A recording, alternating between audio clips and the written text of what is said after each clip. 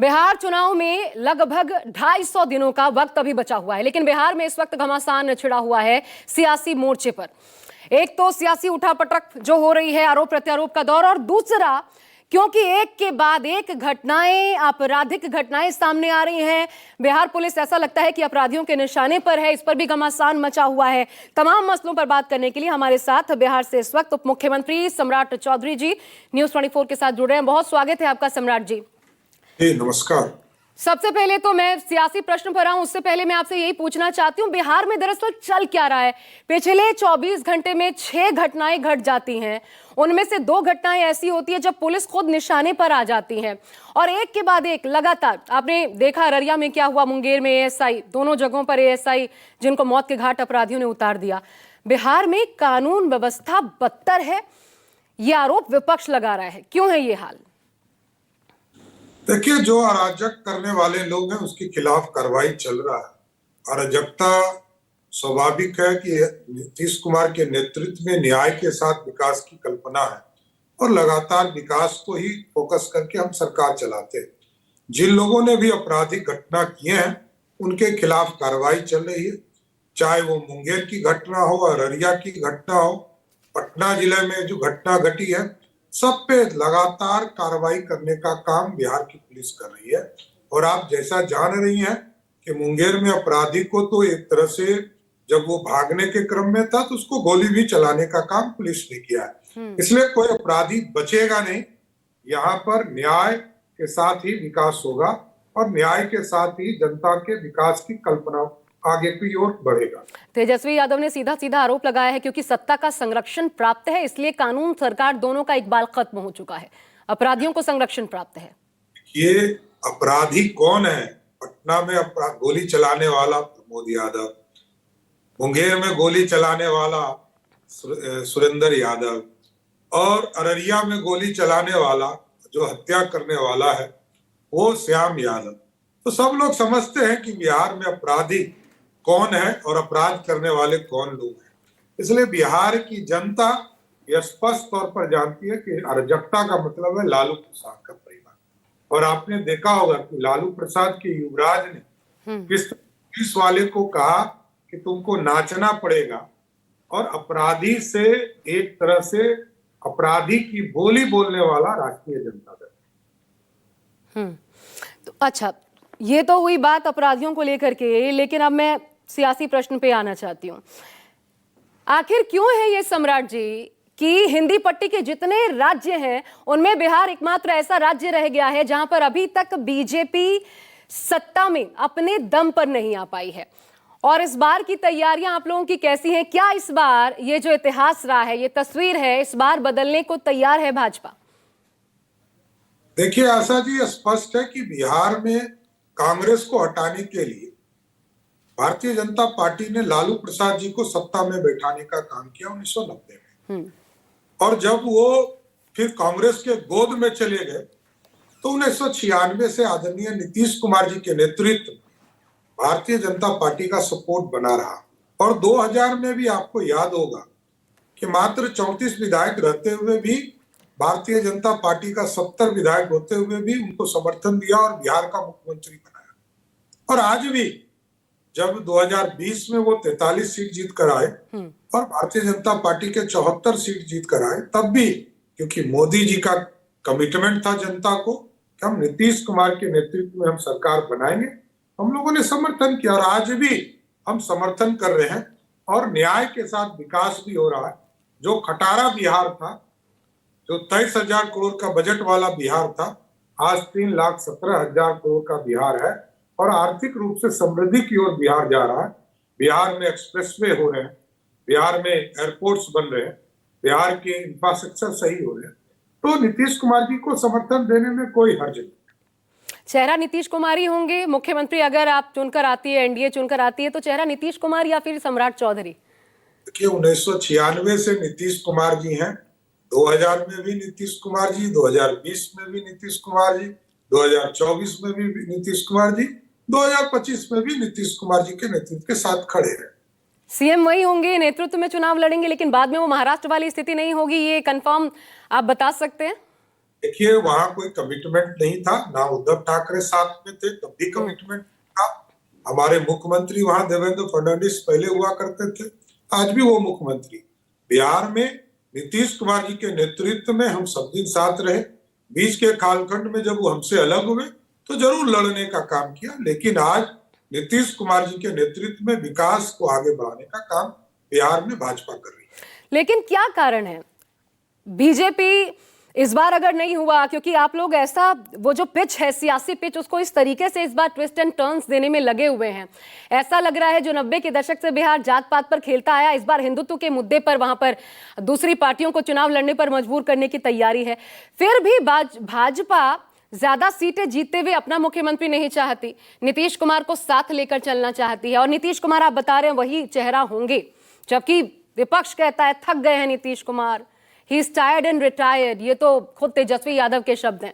वो बच्चा पूरे अपने जीवन के क्रिकेट खेलने के मैदान में मात्र 37 रन बनाकर राजनीति के पिच पे आया और मैं कमेंट नहीं करना चाहता हूँ, लेकिन ये जरूर कहना चाहता हूँ कि 36 वर्ष यदि उनका उम्र है तो वो उनके माता पिता ने उनको 36 वर्ष का उम्र दिया है। नीतीश कुमार जी 74 वर्ष की उम्र में भी उस 36 वर्ष के नौजवान से दुगना काम बिहार के लिए कर सकते हैं। और इसको आपने देखा होगा कि पिछले 2 महीने में बिहार के 38 जिले घूमकर बिहार के विकास के लिए एक एक चीजों की व्यवस्था किया, समीक्षा किया और लगभग 430 बड़े परियोजना की स्वीकृति देने का काम नीतीश कुमार जी ने किया। इसलिए आज भी नीतीश कुमार की जरूरत है बिहार के विकास के लिए। जिनको जो बोलना है बोलने से कोई फर्क नहीं पड़ता है। उनके पिताजी को लगभग 7 चुनाव में नीतीश कुमार जी और एनडीए ने हराने का काम किया। उनके बेटा को जो लालू जी के प्रतिनिधि हैं तो भी पिछले 3 चुनाव से एनडीए हरा रही है। इसलिए कोई नई बात नहीं है, इसको आगे भी हम लोग हराते ही रहे। नहीं, यही तो सवाल है, क्यों नीतीश, क्यों बीजेपी का अपना खुद का चेहरा क्यों नहीं, सम्राट चौधरी क्यों नहीं? मैं तो कहती हूँ कि इसी तरीके से आपको तो देखा गया था जब आप आए थे, जब आपको उप मुख्यमंत्री बनाया गया था। जी, समय आएगा, भाजपा का भी मुख्यमंत्री होगा। और वो समय कब आएगा? नीतीश कुमार जी के नेतृत्व में हम लड़ रहे हैं, नीतीश कुमार जी के नेतृत्व में आगे भी लड़ेंगे। अच्छा, अब नीतीश कुमार या निशांत कुमार, ये बताइए, निशांत कुमार की क्या औपचारिक एंट्री हो गई है जेडीयू में? होली पर आपने देखा होगा किस तरीके से उनको प्रेजेंट किया गया। उन्होंने पहली बार जेडीयू दफ्तर में होली खेली, तो अगर निशांत कुमार उसके पहले दारोमदार संभाल लेते हैं तब?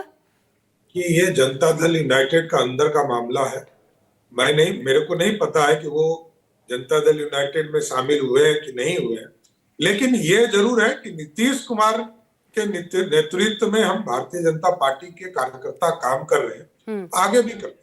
और निशांत कुमार अगर आए तो वही एक्सेप्टेंस होगी सम्राट जी?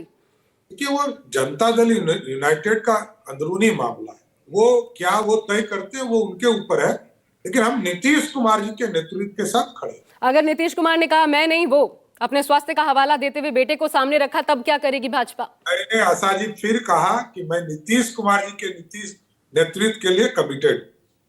तो यानी निशांत कुमार के लिए क्या समझें? अगर परिस्थितियां बदलती हैं तो क्या होगा? आप जानते हैं नीतीश कुमार के स्वास्थ्य का हवाला दिया जाता है, का मामला है, वो क्या तय करते नहीं करते ये नहीं पता है हमें, और किसी तय करेंगे कि उनका बेटा राजनीति में आएगा कि नहीं आएगा। लेकिन ये जरूर है कि भारतीय जनता पार्टी कमिटेड है नीतीश कुमार जी के नेतृत्व में बिहार आगे। तो फिर अगर मान लीजिए, मैं फिर भी एक और सवाल पूछती हूँ अलग तरीके से, अगर आ ही गए निशांत कुमार तो फिर तो वो परिवारवाद का आरोप जिस पर सबसे ज्यादा आप लोग हमले करते हैं लालू परिवार पर, तो वो तो फिर एनडीए पर भी आरोप लगेगा, उससे कैसे बचेंगे? देखिए आशा जी, मैं फिर कह रहा हूँ कि पाकिस्तान के लाहौर को यदि हम हिंदुस्तान में जोड़ ही लेंगे तो हिंदुस्तान अखंड भारत का सपना पूरा हो जाएगा। इसलिए मैं कल जो बात आने वाली है वो कल तय करेंगे, अभी तो नीतीश कुमार जी का नेतृत्व। ठीक है, अब ये बताइए, क्या इस बार हिंदुत्व की पिच पर ही भाजपा चुनाव लड़ेगी? ऐसी तैयारियां हो रही हैं, क्योंकि पहले बाबा बागेश्वर पहुंचते हैं, हिंदू राष्ट्र की वहां पर बात करते हैं, श्री रविशंकर वहां पर पहुंचते हैं, खुद अमित शाह पहुंचते हैं और सीता जी का मंदिर बनवाने की बात इस बार वो कर देते हैं।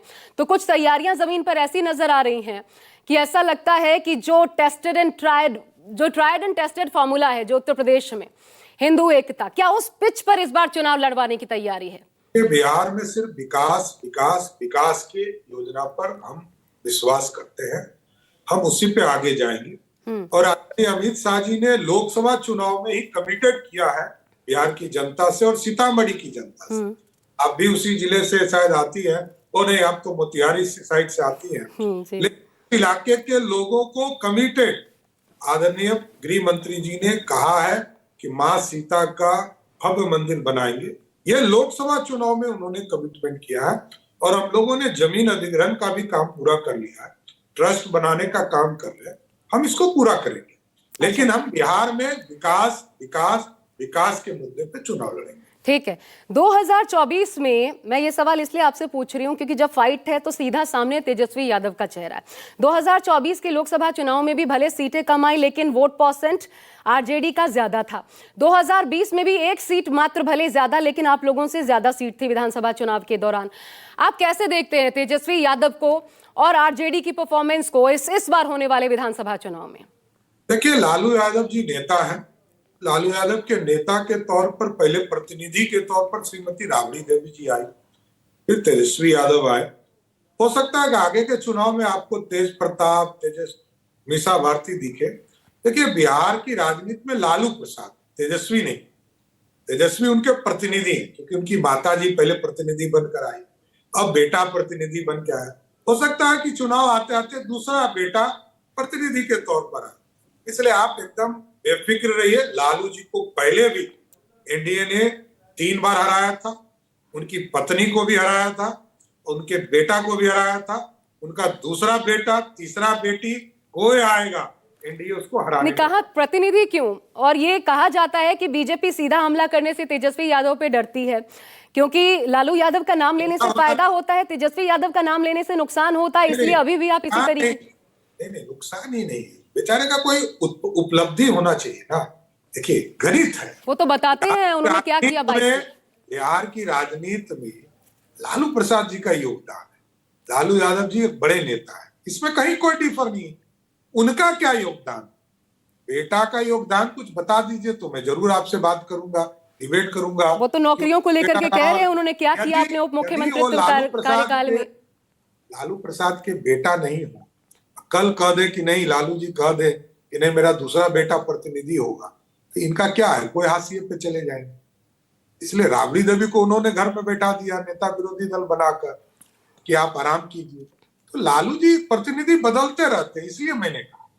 अच्छा, माई बहन योजना अभी से तेजस्वी यादव, क्योंकि ये आप जानते हैं हर जगह पे ये फॉर्मूला चल रहा है, जो ऐसे वादे करती है भाजपा भी, दिल्ली में भी आई तो ऐसे ही वादे के साथ आई, वो चलता है। अभी वहां पर बिहार में तेजस्वी यादव अभी से अपनी फोटो के साथ बाकायदा गाँव-गाँव जाकर वो तस्वीर चिपका रहे। माई बहन योजना के तहत अगर सत्ता में आते हैं तो 2500 रुपया देंगे। बेटी योजना भी उन्होंने अनाउंस कर ही दिया है।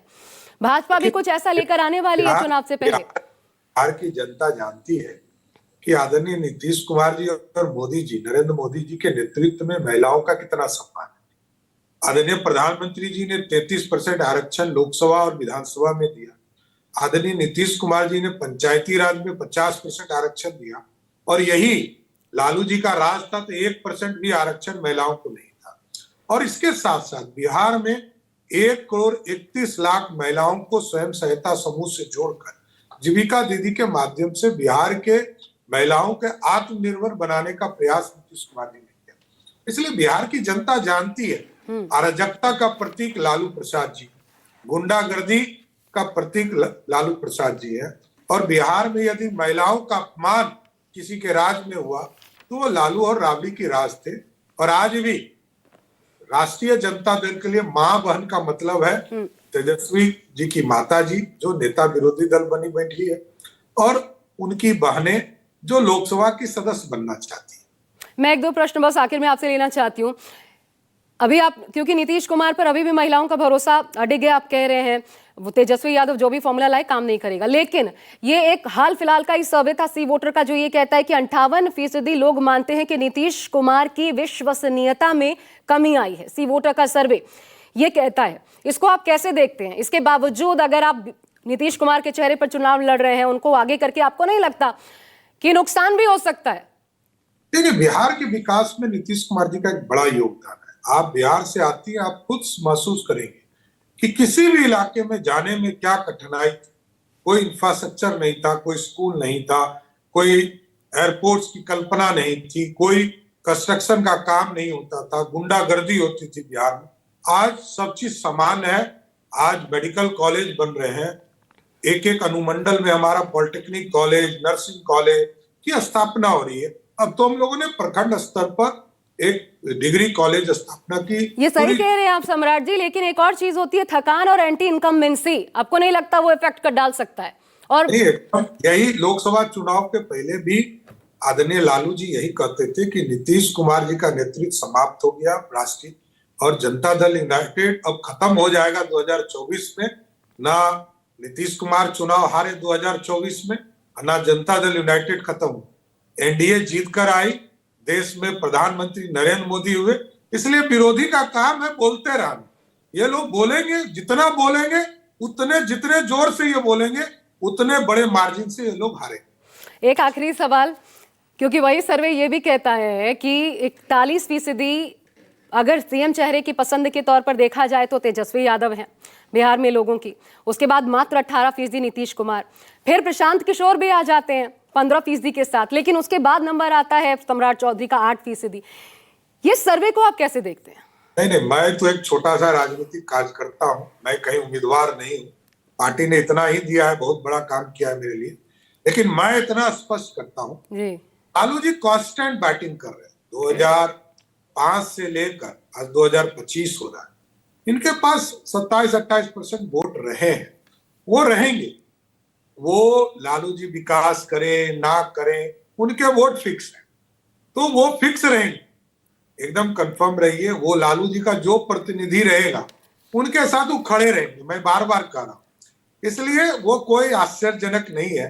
नीतीश कुमार जी को 3 बार बिहार में लालू प्रसाद जी के लोगों ने कहा 14 में समाप्त हो गए, 20 में कहा समाप्त हो गए, 24 में समाप्त हो गए, फिर फटा पोस्टर और निकले नीतीश कुमार। इसलिए एकदम बेफिक्र रहिए। नरेंद्र मोदी जी का आशीर्वाद, मार्गदर्शन, नीतीश कुमार जी का नेतृत्व, 2025 में भी हम एनडीए के बहुमत वाली सरकार। लेकिन ये आप एमवाई अभी भी याद कर रहे हैं। मैं कहती हूँ अब तो माई बाप आ चुका तेजस्वी यादव का।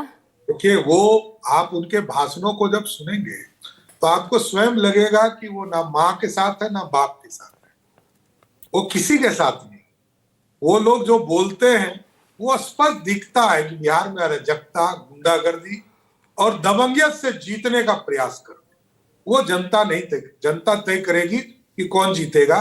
लेकिन हम आपको आशा जी बता के, आपके इंटरव्यू समाप्त हो रहे हैं, तो मैं आपको बताना चाहता हूं कि 5 पार्टियों के उम्मीदवार हमारे खड़े होंगे एनडीए के स्वरूप में, और 200 से अधिक सीटें जीतकर आरजेडी अलायंस को हराने का काम। हाँ, मैं आपसे आखिरी यही पूछने वाली थी, सीटें कितने आपने खुद ही बता दिया। बहुत बहुत शुक्रिया सम्राट चौधरी जी न्यूज़ 24 को वक्त देने के लिए।